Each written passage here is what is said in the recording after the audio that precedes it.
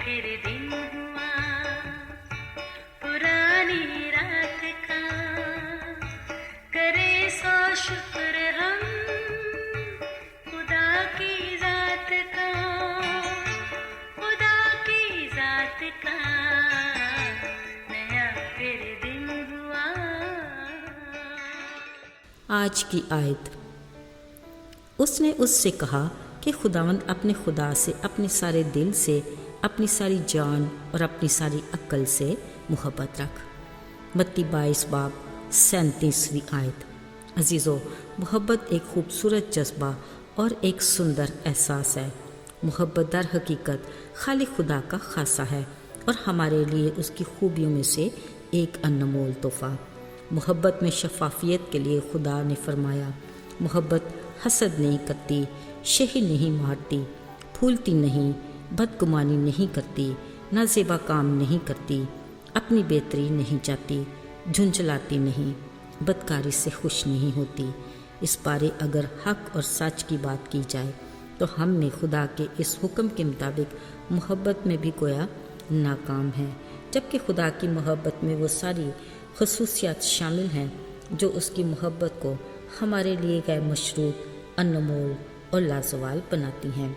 यानी मोहब्बत रास्ती से खुश होती है, सब कुछ सह लेती है, सब बातों का यकीन करती है, सब बातों की उम्मीद रखती है और सब बातों को बर्दाश्त करती है।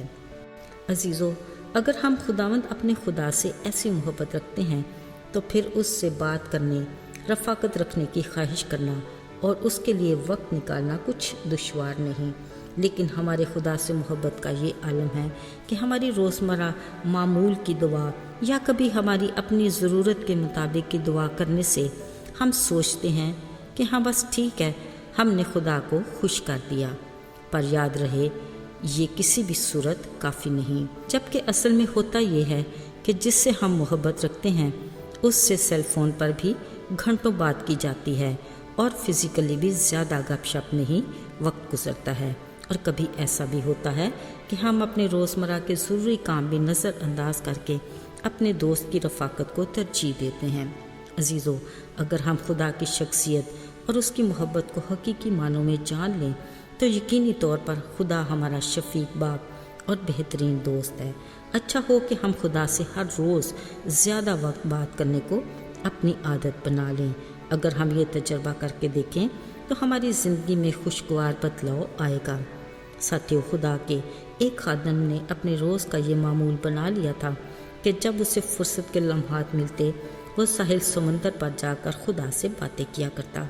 एक दिन गीली रेत पर चलते अचानक उसने पीछे मुड़कर देखा। उसको अपने कदमों के साथ दो और चलते कदमों के निशान नजर आए। खुदा ने उसे बताया कि ये दूसरे दो कदमों के निशान मेरे हैं, वो मैं ही तो हूँ जिससे तू बात कर रहा है। इस बात से खुदा का ये खादम बेहद खुश हुआ। अजीज़ों, यूं ही खुदा से बात करना उसकी रफ़ाकत में उसका रोज़ का मामूल था। एक दिन खुदा का ये खादम किसी वजह से परेशान था, फिर भी वो साहिल समंदर गया और खुदा से बातें करता रहा। अचानक उसने पीछे मुड़कर देखा तो हैरान रह गया। फ़ौरन खुदा से शिकवा किया, कहा, मैं हर रोज़ रेत पर अपने साथ तेरे कदमों के निशान देखता हूँ, पर आज जब मैं परेशान हूँ, आज मैं तन्हा क्यों हूँ? खुदा ने कहा, बेटा, आज मैंने तुझे अपने और करीब करके गोद में उठा लिया है क्योंकि तू परेशान है, इसलिए रेत पर ये कदमों के निशान सिर्फ मेरे हैं। अजीज़ों, अगर हम इंसान खुद को ज़ी शऊर और मजबूत असाब का समझते हैं, मगर असल में हम मनफी सोच और किरदार के मालिक हैं जो अपने खालिक की बेइंतहा मोहब्बत और अपने साथ लाजवाल रिश्ते को समझ नहीं पाते। वो हमारा खालिक है, वो हमारे दिल दिमाग, सोचों, ख्यालों और इरादों से बखूबी वाकिफ़ है। वो जो हर पल हमारा ख्याल रखता है, वो जिसकी निगाह से हमारा कुछ भी काम छुपा नहीं। हम उससे भी बात करने में अपनी मसरूफियात को ले आते हैं और सुबह से शाम तक कदम कदम पर मिलने वाली बरकत का शुक्रिया अदा करना भी भूल जाते हैं।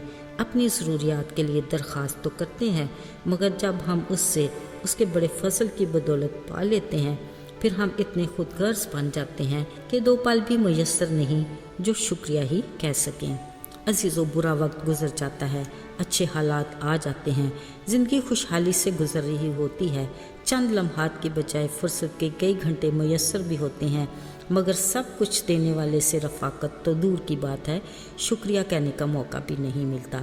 کیا ہی اچھا ہو کہ ہم بھی مصروف ترین شخص دانیل کی طرح اپنے کام سے فراغت پا کر دن میں 3 ہی بار اپنے خدا سے مل لیا کریں، تاکہ ہم دن میں ان بھوکے شیروں جیسے خوفناک خطروں سے بچ سکیں۔ آئیے دعا کریں۔ اے خدا، ہم اپنی ذات میں کس قدر خود غرض ہیں کہ اپنی ذات کے فائدے کے سوا کچھ سوچتے ہی نہیں، اور زندگی جیسی انمول نعمت دینے والے وقت کی کمی کا شکار رہتے ہیں، جو ہماری روحانی زندگی میں تازگی کی بڑی رکاوٹ ہے۔ اس رکاوٹ کو دور کر اور ہمیں اپنی رفاقت میں آگے بڑھا، یسوع کے نام میں آمین۔